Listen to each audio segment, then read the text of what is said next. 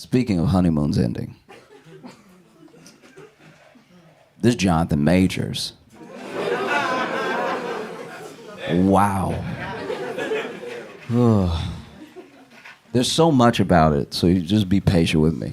I've been waiting to even talk about it because I wanted to learn as much as I could. I'm still missing stuff.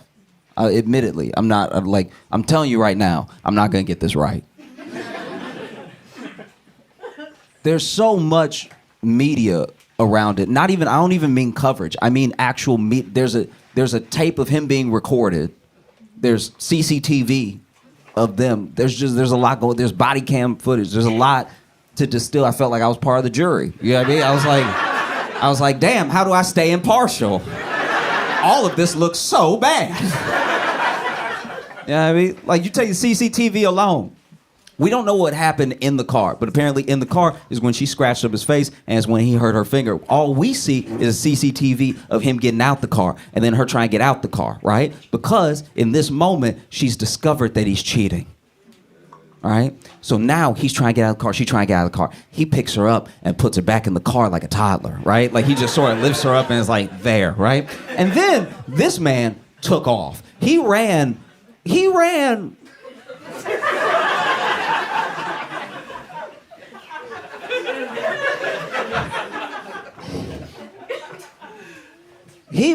like it was the full caution sign. That's the last time I've seen somebody have a foot that high and a head that forward. And my man was over here like, huh, like he just fully running. And that's how you can tell he cheated too, because he running like a cheater. He running like, no, I gotta get out of here. I can't be here right now. She saw a text message, you know? And then she took off and she ran after him. And she caught up. And that shocked me. She caught up. This nigga trained for Creed 3, and she caught up in heels like it was nothing. That's crazy. I didn't know getting cheated on gave you superpowers, because this dude is booking it, and she right behind him, clickety-clacking it in those heels, trying to get that phone, right? And so then you just see another CCTV angle, and you see him running the other way. And this time, it's scarier, because this time, she not running. This time, she's stalking him like Jason, just...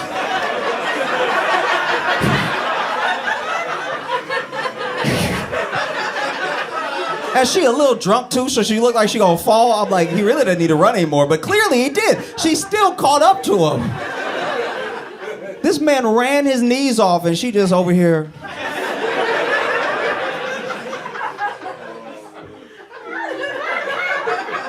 And then they run into like 3 random people, and then she did the thing that I think a lot of people do when they're in like the midst of like, maybe they're a little drunk, they just found out they got cheated on or something's going on in their relationship or something. So she meets these 3 people who don't know them, who do not, I cannot stress that enough, who do not seem to know them at all. And she's like, well, fuck you, I'm gonna hang out with my new friends. And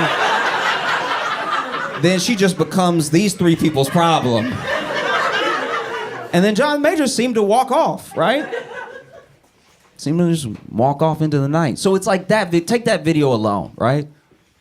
It's hard to decide how you feel about that. Because in my mind, I'm just being honest, right? Just hear me out. In my mind, I don't know what else he should have done. Because everything he should have done happened before that night. He shouldn't have cheated. If he didn't cheat, maybe none of this would have happened. But he cheated. I'm saying in the night in question, in this moment, he runs. He's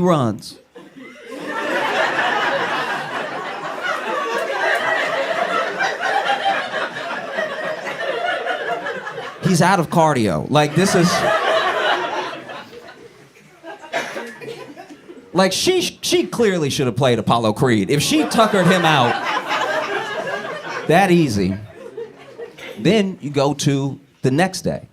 Because the next day is when he finds her in the closet. Yeah. This dude comes home, and he finds her in the closet, and look, Jonathan Majors is too big and black to find any white woman. That's That's astounding. The fact that because now he's the one that called the cops. To my understanding, he's the one that called cops being like, hey,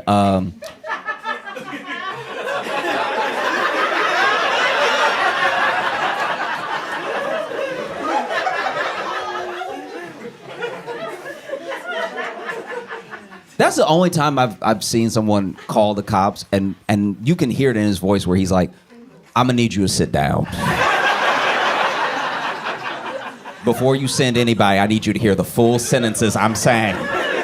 Because this is gonna look bad, right?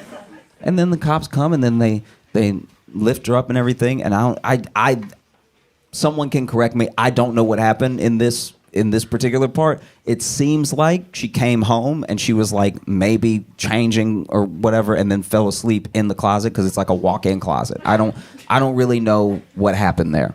But then you hear Jonathan talk about it in an interview that he shouldn't have done. This interview was a bad idea. I'm not saying I would have any good ideas if I was him, but I'm just saying this interview was pretty bad because they ask him, you know, how she sustained those injuries to her finger and all and stuff like that. And then Jonathan Majors says, I wish to God I knew. Nigga, you were there. Like,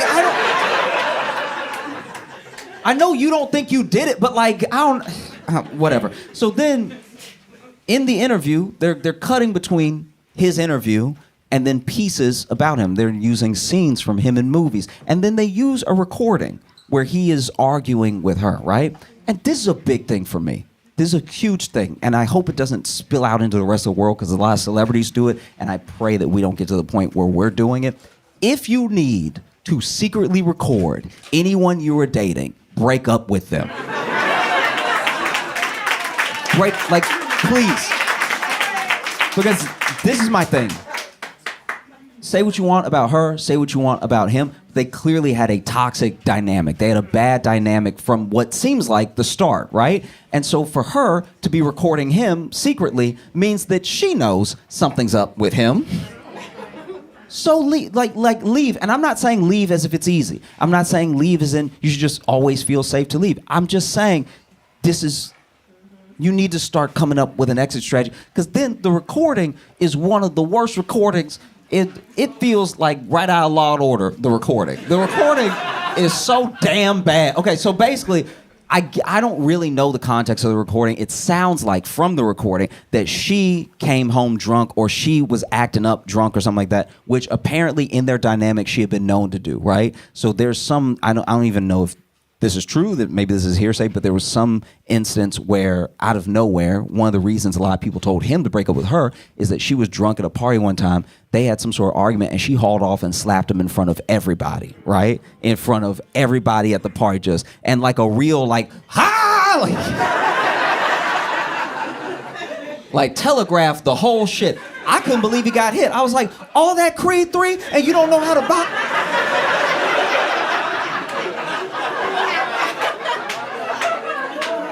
You over here just eating shots? That's crazy.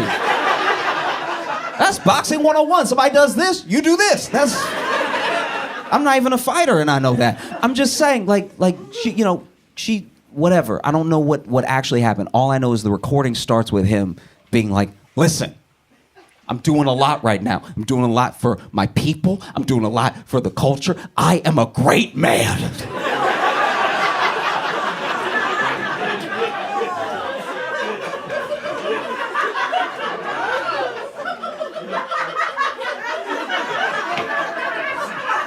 Give me a second. I think I can honestly say in a lot of relationships I've watched, especially like just straight relationships, there's a point where a guy feels, not even saying it's right, underappreciated for being maybe even a good boyfriend or good husband, right? And they will say something to try to stick up for how they feel in the moment. They'll be like, look, I'm a great guy. Most guys aren't like me out there. You know, they'll say something to try to save it. And in the moment, it always doesn't. It never sounds the way it's like in your head. it sounds like it's evening the playing field. Like, in your head, you're like, I can't believe you're coming down on me so hard. I'm a good boyfriend. I'm a great boyfriend. You know that? I'm such a good boyfriend. Your friends say I'm a great boyfriend to you when they don't think I can hear it, and I hear it, and I take that to the moon, and I'm using it now. That's what it sounds like in our head. What it sounds like out loud when you're in the middle of an argument is, I'm a great man. The fact that he actually said, I am a great man.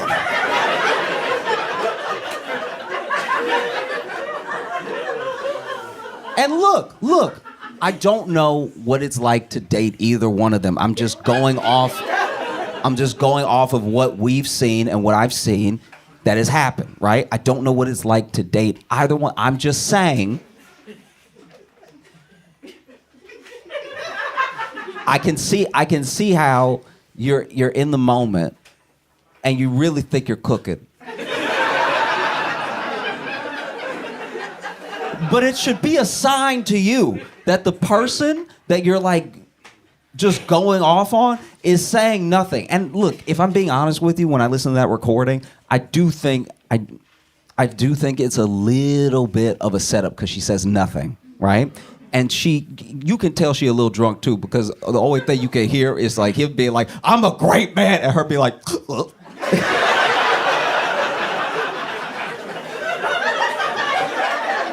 what I mean? Like if you listen real close, you can hear a couple hiccups. I'm not saying that gives him the right to be over here. I'm a great man, you know, like. And look, to be fair, maybe she was just recording him because he kept telling her to be like Coretta, and she had no fucking idea what that meant. She's like, I'm a white woman that was born in the UK. I don't know how to connect these two things.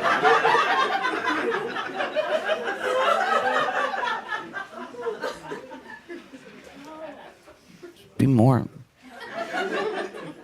like Coretta. And then in the interview, he's like, look, when I said that, I wasn't comparing myself to Dr. King. I was just trying to say that these are the people I aspire to be. And so if I'm gonna get there, I need someone like her to help me get there. And I'm like, all right, but you did say Coretta. Like, you know what I mean? It'd be different if he was just like, I need you to do better. I need you to do better sounds, outside looking in, sounds completely fair. I need you to do better. I need you to do better than getting drunk at functions that I'm with that I'm trying to network. I need you to do better than slapping me in my face in front of a bunch of people. I just need you to do better. There's a huge amount of middle ground.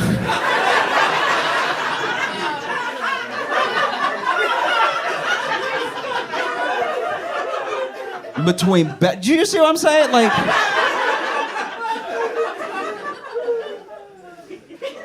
it would be like my girlfriend being like, listen, you do not help enough around the house. I get that you tour, I get that you have shows at night, but I need your help around the house, all right? So when you're about to go, just take the trash out with you. That's a simple thing that you can do. Just take the trash out with you. Just do a little better. She didn't say, I need you to be Malcolm X.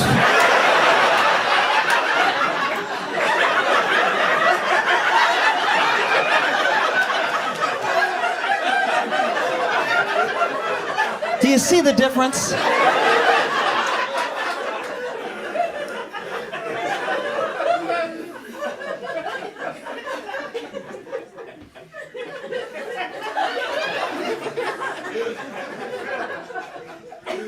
It's also just, I don't know. That the thing that really bothers me about Jonathan Majors is that he didn't make it. He made it.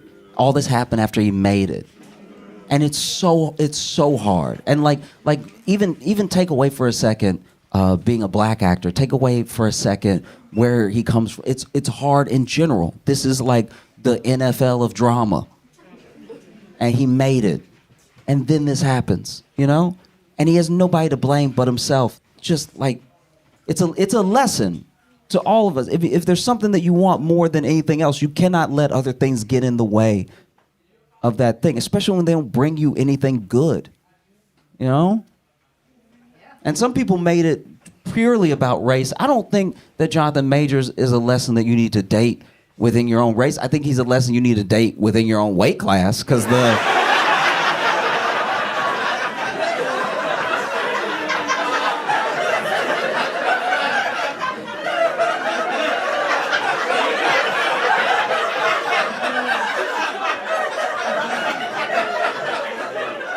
the optics are terrible, all right? Jonathan Majors is 34 years old. Jonathan Majors is 34. That blew my mind. He's 34. We're closer in age than I ever thought. He's 34. And he doesn't look 34. That man looked 46 from 1958. Every time I see Jonathan Majors, I'm like, he should be in sepia tone. Like, and people, and look, I want to be clear for a second. A lot of people had a weird, and I'm talking about outside of all this stuff before any of it ever happened. A lot of people had a weird hate for him that I didn't understand, and they went out of their way to call him ugly, and they went out of their way to just like go with his features and stuff like that. I'm not saying any of that. I'm just saying he does look like a time traveler, all right?